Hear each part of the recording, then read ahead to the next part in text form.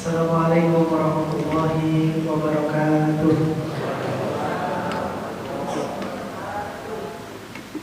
Alhamdulillahilladzi wa kafa, wassalatu wassalamu ala rasulillahil mustafa wa ala alihi washabbihi ahli sidqi wal wafa. Asyhadu an la ilaha illallah wahdahu la syarika lahu wa asyhadu anna Muhammadan abduhu wa rasuluhu alladzi la nabiyya illa rasuluh. Alhamdulillah, Bapak Ibu yang dirahmati Allah Subhanahu wa taala. Malam hari ini kita bisa bermuajahah.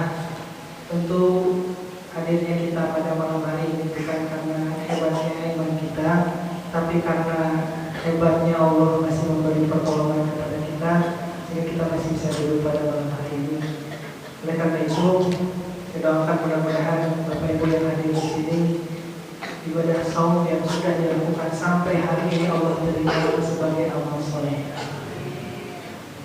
Mudah-mudahan Bapak Ibu yang sedang punya kesulitan, punya segala persoalan permasalahan dalam hidupnya, mudah-mudahan Allah berikan jalan keluar dari kesulitannya. Mudah-mudahan yang sedang merindukan jodoh dan pasangan, Allah berikan jodoh dan pasangan yang terbaik. Dan mudah-mudahan yang sedang punya hutang cicilan, Allah segera lunasi hutang dan cicilannya. Tarik. Saya lihat wajah-wajah punya cicilan sama dengan saya. Bapak Ibu yang dirahmati Allah, ketika Allah menciptakan gunung di dalam sebuah hadis qudsi, malaikat bertanya kepada Allah, "Ya Allah, adakah yang Kau ciptakan yang lebih hebat daripada gunung?"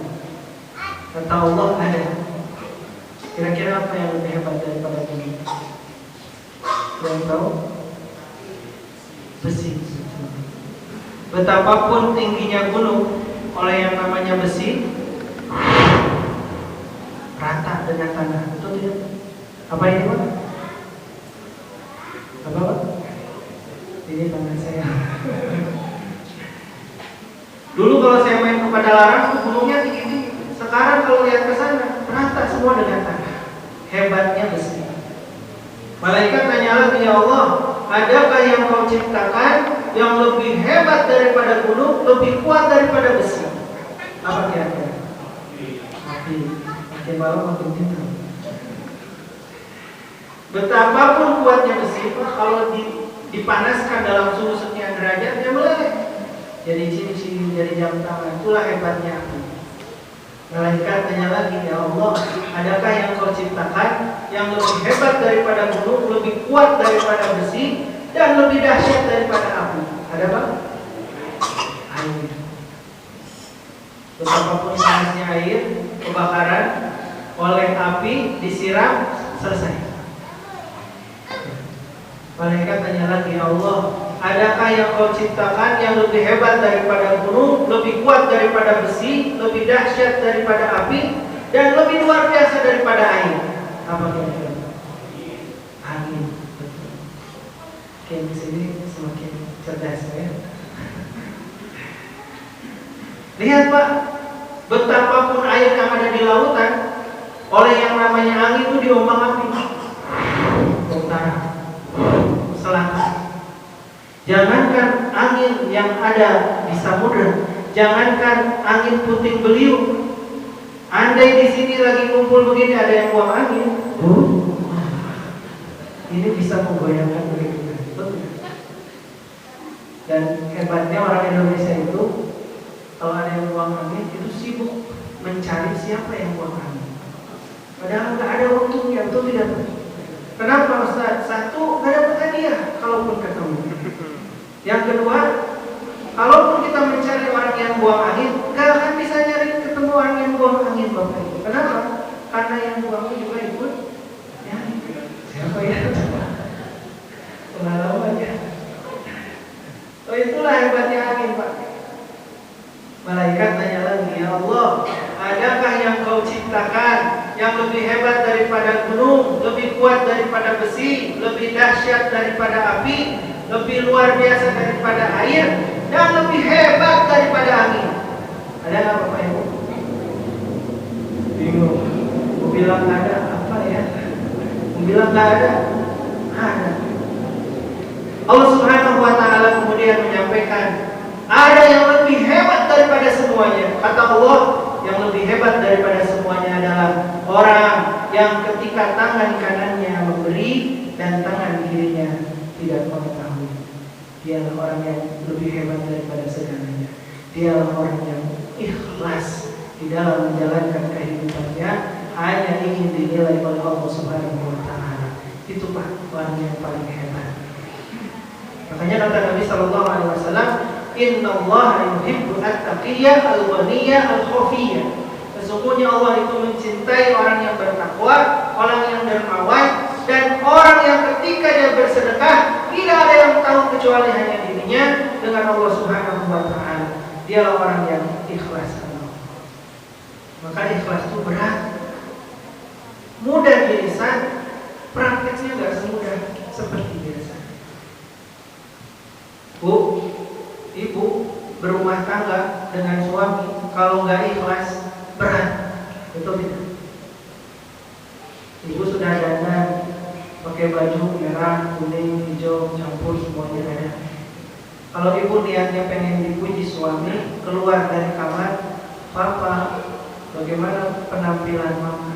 Kata suaminya, "Mah, itu baju atau barongsai?" Sakit hati. Ibu bikin makanan, bikin minuman, bikin kopi buat bapak sahur. Begitu sudah selesai dari malam sudah masak, bapak bangun, kemudian ibu tawarkan, "Pak, makan dulu." "Aduh, Ma, maaf, perut sedang tidak enak." "Bapak ke masjid aja langsung, gak bisa makan hari ini." Kalau kita nggak ikhlas karena Allah, apa yang terjadi? Gondok, betul tidak? Dasar suami sudah 20 tahun menikah, gak ngerti perasaan istri. Begitu. Bapak punya istri, gak ikhlas dengan kekurangan istri, berat Pak. Pernah ada seorang suami datang, "Ustaz, saya pengen kisah aja sama istri saya." "Kenapa Bu? Kenapa Pak?" "Istri saya cerewet." Mudah-mudahan di sini tidak ada. Kalau saya pulang, Masya Allah, semua dikeluhkan.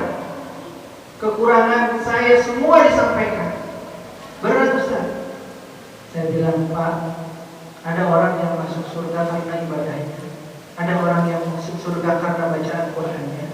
Bapak, kamu sabar, ikhlas menghadapi istri yang cerewet, insya Allah Bapak masuk surga karena kesabaran Bapak menghadapi istri yang cerewet.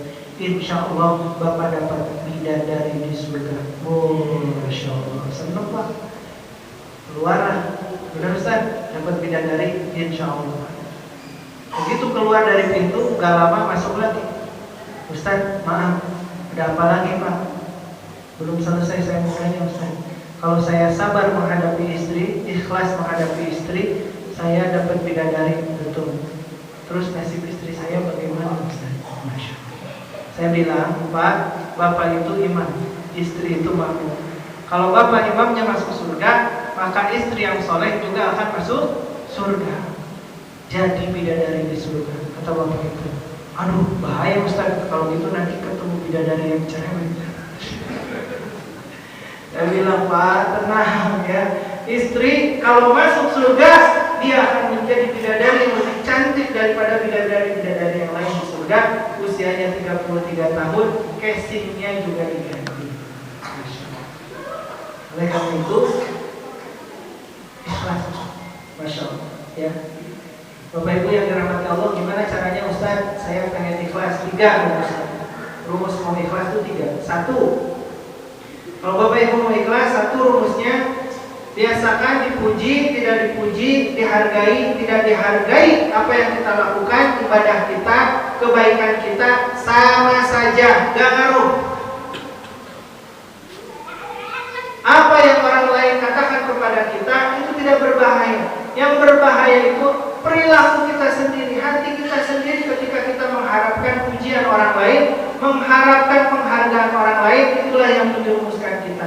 Sehingga kata para salafus saleh, ada orang yang masuk surga karena dia berbuat maksiat, dan ada orang yang masuk neraka karena dia beribadah kepada Allah Subhanahu wa taala. Murid-muridnya yang nanya, "Ya Syekh, bagaimana orang yang berbuat maksiat dia masuk surga, sementara orang yang berbuat taat dia masuk neraka?" Kemudian ulama orang yang masuk neraka, orang yang bermaksiat, dia masuk neraka karena ketika dia bermaksiat, kemudian dia takut kepada Allah Subhanahu wa taala dan dia bertobat kepada Allah dan dia menghadap Allah dalam keadaan seperti itu, lalu Allah ampuni dosa-dosa. Sementara orang yang taat beribadah kepada Allah Subhanahu wa taala, dia bangga dengan ibadahnya, kemudian dia menghadap Allah dalam keadaan seperti itu dan Allah Subhanahu wa taala murka, masukkan dia ke dalam api neraka. Oleh karena itu, orang ikhlas, orang yang paling merdeka, dipuji, tidak dipuji, dicaci, tidak dicaci, tidak dihormati, sama saja. Kalau kita masih membedakan antara pujian dengan tidak dipuji, maka belum ikhlas. Itu rumus yang pertama. Maka biasakan cukup rindu dipuji oleh Allah Subhanahu wa taala. 2. Kalau pengen ikhlas, rumusnya adalah lakukan kebaikan, setelah itu lupakan saja. Lupakan saja. Ustaz, kan itu masjid saya yang bangun, Ustaz. Kalau nggak ada saya, nggak terbangun itu masjid. Saya bilang, Pak, yang bangun masjid itu bukan Bapak. Yang bangun masjid itu Allah. Bapak hanya dipilih oleh Allah menjadi jalan, masjid ini bisa terbangun. Kalau Allah mau, Allah bisa pilih hambanya yang lain agar masjid ini bisa terbangun, bukan Bapak. Maka dipilih saja menjadi jalan terbangunnya masjid ini, harusnya kita syukuri. Lupakan. Kenapa? Dengan melupakan amal soleh, maka akan terjaga keikhlasan kita. Tidak. Kalau kita pengen ikhlas, yang ketiga, tujuan kita beramal soleh tidak boleh ada yang lain kecuali untuk Allah saja. Tidak boleh dalam hati kita ada tujuan lain ketika kita beribadah kepada Allah kecuali hanya Allah saja. Wa ma umiru illa liya'budullaha mukhlishina lahu. Bapak Ibu yang dirahmati Allah Subhanahu wa taala, dulu di Darut Tauhid ada salah seorang asatidz cerita ke saya. Ini pengalaman nyata ya. Waktu itu diundang khutbah Jumat di daerah Ciamplas, rumahnya daerah Ujung Berung. Selesai khutbah Jumat, DKM datang, Ustaz, mohon maaf, ini sekedar untuk uang transport. Karena saya ketua DKM, biasanya saya kasih uang transport. Itu pun dikasih. Oh, alhamdulillah, terima kasih. Keluar dari masjid, Ustaz ini karena tidak punya kendaraan, naik angkot. Begitu dia pegang celana bagian belakang, istighfar, astagfirullahaladzim. Ternyata celananya tertukar, dompetnya tidak terbawa. Karena dompetnya tidak ada, maka Ustaz ini kemudian berpikir, dari mana saya dapat ongkos? Dia masih ingat DKM waktu itu ngasih uang transport. Alhamdulillah masih ada uang transport. Maka dibukalah amplopnya. Begitu dibuka, istighfar yang kedua kalinya. Kenapa? Karena ternyata DKM salah kasih amplop. Bukan uang transport yang ada di amplop, tapi jadwal khutbah Jumat. Astagfirullah. Ini kisah nyata. Maka Ustaz ini tidak mengeluh, Bapak Ibu. Dia kemudian berpikir, ya Allah, boleh jadi ini teguran dariku selama saya khutbah tadi. Saya nggak ikhlas karena Allah. Saya ingin dipuji, saya hanya ingin dihargai. Maka sebagai bentuk tanggung jawab iqomnya kepada Allah, Ustaz ini dia memutuskan, saya akan jalan kaki dari Ciamplas sampai Cirebon. Masya Allah. Dan jalan kaki kurang lebih 2 jam. Sampai ke rumah tidak banyak mengeluh, tidak banyak menggerutu. Masuk karena pegel-pegel, dia masak air, masukin ke baskom, kakinya dimasukin ke baskom sambil dipijit-pijit. Sedang pijit-pijit kaki, tiba-tiba teleponnya berbunyi, kring. Assalamualaikum, waalaikumsalam. Ada seorang ibu nelpon, Ustaz, mohon maaf, boleh tahu nomor rekeningnya? Karena Ustaz ini sedang capek, tidak banyak mikir. Oh, sekian. Baik Ustaz, terima kasih. Mohon dicek, insya Allah besok saya akan transfer sejumlah uang, mudah-mudahan cukup untuk ongkos ibadah haji beserta perbekalan. dengan ibu siapa, teleponnya tiba-tiba ditutup Bapak Ibu. Besoknya penasaran, datang ke DKM, mungkin ini dari DKM. Begitu nanya ke DKM, oh bukan Ustaz. Oh mohon maaf Ustaz, kemarin saya salah kasih itu jadwal khutbah Jumatnya. Akhirnya uang transportnya kembali ya. Begitu datang ke ATM, dicek ATM-nya ternyata benar Bapak Ibu. Ada orang transfer sejumlah 30 juta rupiah. Pada saat itu uang itu cukup untuk berangkat haji dan untuk perbekalan selama ibadah haji. Sampai Ustaz ini berangkat haji, pulang dari haji, tidak pernah tahu siapa yang nelpon sore-sore, nanyain nomor rekening dan transfer sejumlah uang. Masya Allah. Kira-kira kenapa Bapak Ibu?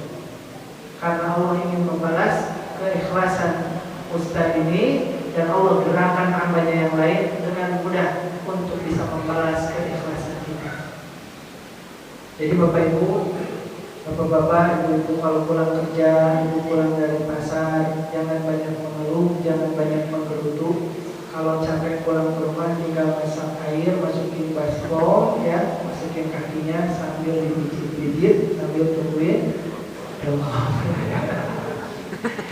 Masya Allah. Bapak Ibu yang dirahmati Allah Subhanahu Wa Taala, mudah-mudahan Allah karuniakan kita menjadi orang-orang yang ikhlas, karena hanya orang-orang yang ikhlas kepada Allah yang semuanya diterima oleh Allah Subhanahu Wa Taala. Allah kata Nabi Sallallahu Alaihi Wasallam, "Man shoma Ramadan imanan wa ihtisaban, ghufira lahu ma taqaddama min dhanbihi." Demikian, mudah-mudahan bermanfaat. Qul hadza wa astaghfirullah li wa lakum. Wassalamualaikum warahmatullahi wabarakatuh.